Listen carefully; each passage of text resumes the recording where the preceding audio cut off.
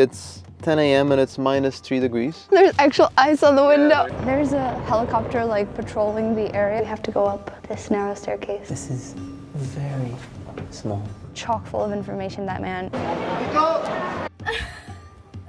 It's actually a boomerang. This is a boomerang now. Good morning. It's -5 degrees outside. I don't know if you can see that. It's -5. So I don't know if our water's frozen. I need to test it out. Let's test these pipes. Ignore the mess over here. All the clothes are here because this is where the heater's at. So I just want to heat up the clothes before I put them on. I'm scared to do it. I'm kind of avoiding it. Oh. Okay. At least the water in the pipes is not frozen. But I don't know if the water in the tank is frozen or not. That view out there is gorgeous. We got here at night yesterday, so I didn't really see where we were. I only saw like the immediate pitch. There's like these rolling hills.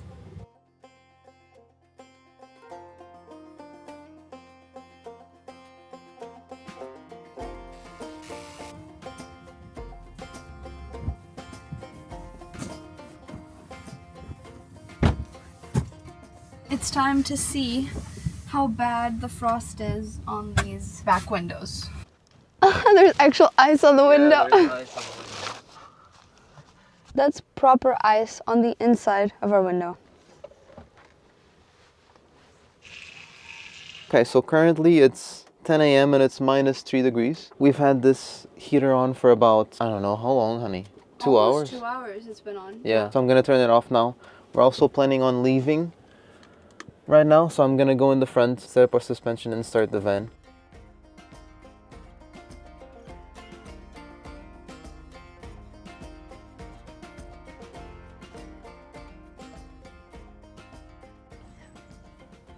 It might not go on the first go. Yeah, let's do it. I think it's gonna go. Woohoo! My toes are frozen. I don't know how your feet are. My toes are frozen, but I'm gonna be driving. We both have 2 pairs of socks. We both have 2 pairs of socks. I haven't used this in a long time, but this is just USB, so I'm just gonna plug it into the lighter. Yeah. And this is gonna heat up my feet. It's like a onesie for your feet. So it's like a one slipper, but it's heated on the bottom. But it's heated. It has like a heating coil. I'm gonna defrost my toes. We're heading out to Tordesillas. Let's go. Let's go. Woo!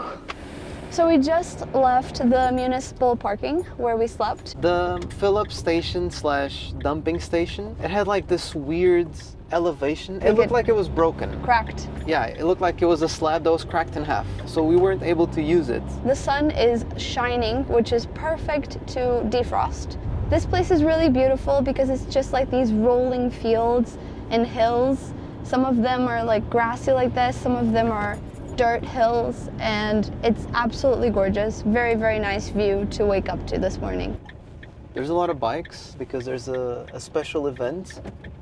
I think that's happening today, a biking event. So we've been seeing all these bikes in the highway and now inside the city as well, obviously. There really are bikes everywhere. There was a dog just on the windowsill. Aww. That was crazy. Whoa, look at how many bikes are parked on the right, honey. Oh my god. Wow.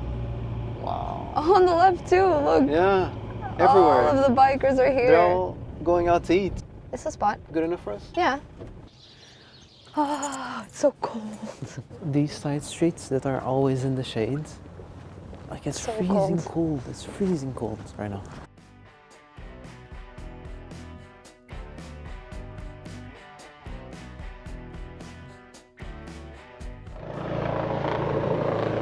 There's a helicopter like patrolling the area because of the motorcycle event. So that's what that was about. Where are we? Okay, we're only halfway down the street.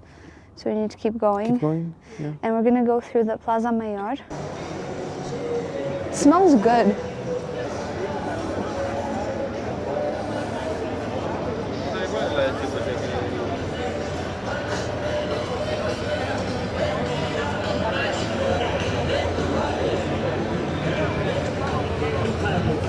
The Plaza Mayor is just completely occupied by the motorcycle event. Hola, buenos días. ¿Les podemos ayudar en algo? Para el museo. Pueden pasar, sí, el Museo del Tratado, al fondo de esta parte del edificio, temática histórica, acceso gratuito. We made our way to Tordesillas, for the Tordesillas Treaty Museum, housed in the Casas del Tratado, the very place where Spain and Portugal negotiated the Treaty of Tordesillas in 1494. Yeah, so it was just this tiny area that was known. That was what was charted. This treaty divided the newly discovered lands outside of Europe between the two kingdoms, establishing a boundary line in the Atlantic Ocean. Inside the museum, you can explore historical maps, reproductions of the treaty, and interactive exhibits. This is the treaty that was sent out from Spain. So from Don Fernando y Dueña Isabel from Spain. With a little seal. With the correct seal. And this one is the reply from the King of Portugal. Yeah. And this is the divide here, right? Yeah. So this part belonged to Portugal, and this part belonged to Spain. Yeah. But this is the actual... This is the actual document. Map, yeah, that divides it. So this is how they drew it out. You can see the two kingdoms. Castile would have this side of the world, and then we could have this side of the world. For new discoveries, obviously. This is when it all went haywire, when they found all of this. Yeah.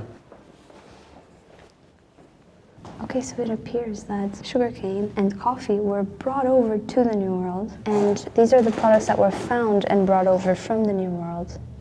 Cocoa, corn, and tobacco leaves. Yeah, and it's interesting.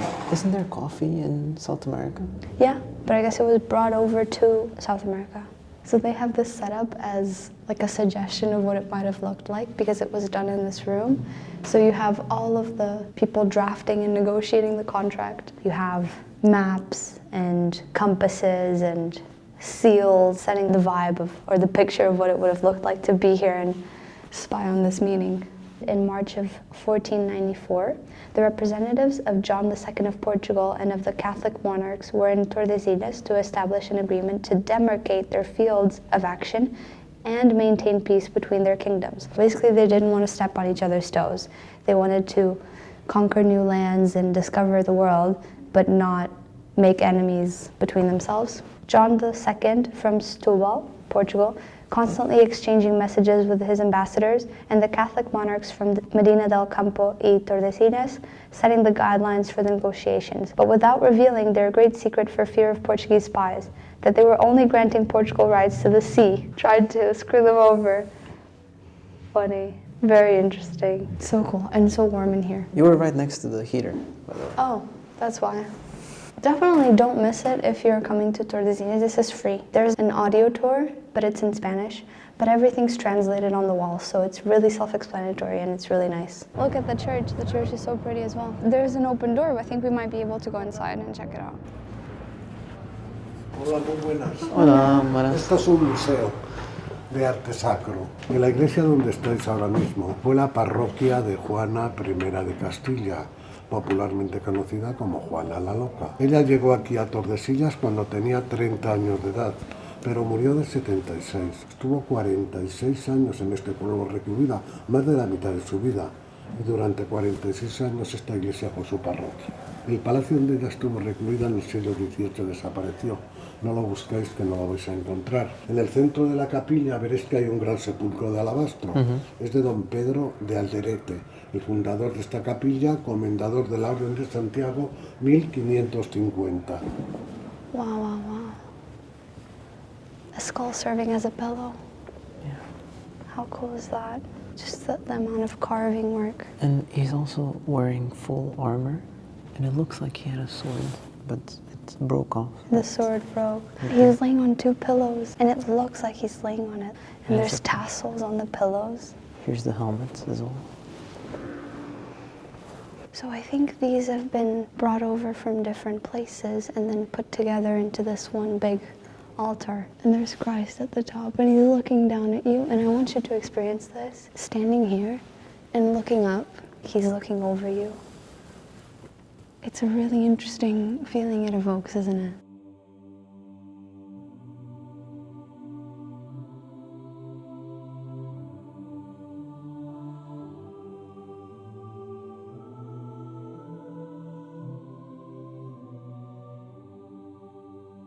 Perfectly appropriate for my size. Dona Juana la Loca, which means the crazy one, she was ostracized and she was basically held here for upwards of 40 plus. years. And her palace connected to this church. We have to go up this narrow staircase. Let's go. This is very small. Yeah. Wow. Juana I was the daughter of Isabella I of Castile and Ferdinand II of Aragon. Initially third in line to the throne, she became heir after the deaths of her older siblings. When her mother, Queen Isabella, died in 1504, her rule was contested. Her father and her husband both sought control over Castile. In 1509, she was taken to the royal palace of Tordesillas, where she remained for the next 46 years under the supervision of her father and later her son. There's holes in the stairs here, okay? So be careful. Oh, really? Up here. There are holes through the stairs. Oh my gosh, this goes so high up. Wow. This is amazing. Oh, view. we're at the rooftop. Whoa. If you come over here, we can show you where the castle used to be, according to the historian that was at the Yeah. entryway. The castle used to be just across the street from this wall. So where this house is right now is the location of the castle. It's quite high up, right? So we were right there. It's very high up.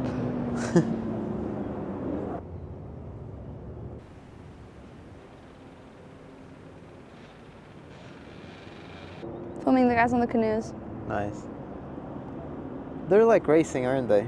Seem to be, or preparing for a race or something. This pillar right here is so eroded. It looks like the stone is melting off of it. All the bikes coming in as well from the bridge. Really, really beautiful.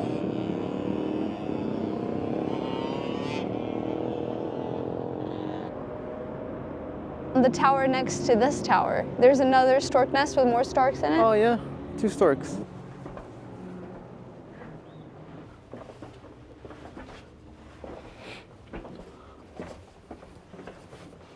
Mira, esta puerta que ves aquí, Sí. te voy a explicar un poquito. No pertenece a esta parroquia, ¿eh? Está como aspecto decorativo. El inquisidor Gaitán. Y esta puerta estaba situada en su capilla como una puerta de caja fuerte, donde guardaban documentos, cosas de valor, procesos, cerraduras diferentes, llaves diferentes.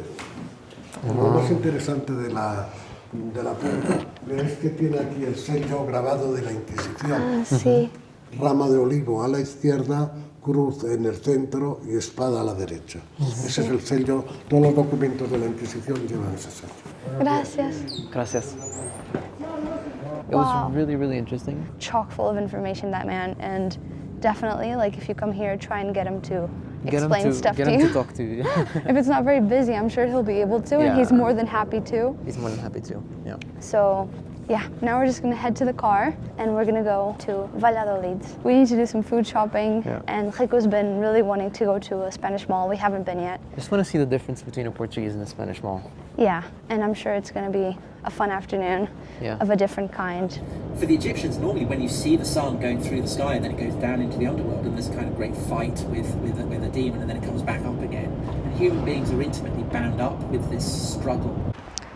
All right, so we just parked Valley over there in this overground parking. Yeah. And now we're going into VallSur, I don't know, which is a big mall here in Valladolid. So let's see what it's all about. We need food. It's Yeah. What time is it? It's currently 2:15. Okay, let's go eat lunch. We're just looking at all of the food options. There's 2 floors Honestly, with overwhelming. food options. What should we get? I am completely overwhelmed by all the options. You wanted to check out Popeyes, didn't you? Yeah, Popeyes is below us. I'm just gonna check out what they have here. It's right up there. They have truffled, like a vegan truffled eura, which must be sounds so good. amazing. So I might come here, but let's go check out what you're gonna eat. Yeah. We're gonna go back downstairs to check out the rest of the food places. And then I think I'm probably gonna eat at Pun's. Pun's is a Spanish chain that's really good Yeah. and has some vegan options. We used to eat it a lot in Portugal as well. Yeah.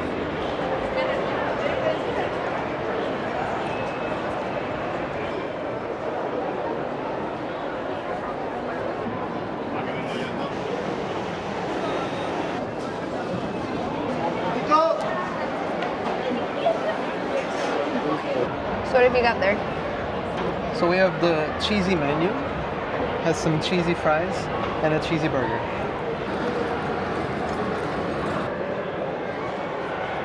I got the truffled euro. Anything else? Just the iced tea, chips, and that's it. It was $11.50 mine. I think it's the same as yours, right? Exact same as mine. Yeah. This is lemon Fanta. It's quite good, quite pleasant. It's really good. It took so long. I don't know what this is. What's that? Maybe it's lemon iced tea. That's like iced tea zero or something. It took so long. It was just the sandwich that took forever. Let's go. So this is the truffled euro sandwich. In Spain, they have this vegan brand called Euro. And we're used to their products in Portugal as well. But this is something I've never tried. Looking very good. This is literally the stuff of dreams when you're a kid. Like, look at it. You can see down to the bottom floor. I know there's a Dunkin' Donuts here. When I see it, we're probably gonna stop there. We just got to the van. We did a bunch of shopping. And we also got some snow chains. So now I just have to fit everything into the fridge. Oh, we got some of these cool little shots, like wellness shots. Oh, they fit perfectly in the fridge. That's the most satisfying thing I've ever seen. Have you seen this? Yeah. We went to Dunkin'. Yeah. Rico got a salted caramel coconut milk latte, and we got a box of vegan donuts. And I think we'll do a taste test of one of them. Just one. I think we should. Boston Choco, Boston Cream, a classic. Hazelnut. Yeah, this is hazelnut. Which one? The classic. We have to go for the classic. The Okay. Boston Cream. It looks like the most perfect donut I've ever seen in my It's life. the most perfect donut you've ever seen. Oh, it's insane. I'll show them a little cross section of it. Oh, 3 bites. You know, I would have thought that it would have been sickly sweet, and it's not. That's the idea I have of Dunkin', sickly sweet. But it's not.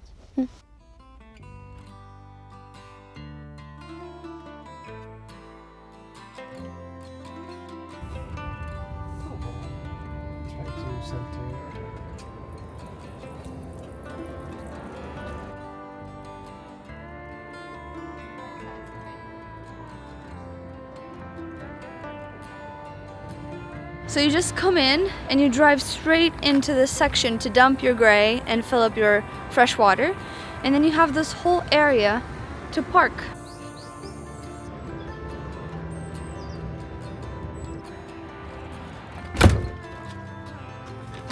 Which one should we go for first? Hazelnut? This one. Yeah, hazelnut Wow. first. The dough itself, very good. Going for the other one now? Yeah. Mm-hmm. Look at that. Look at that. And this one as well.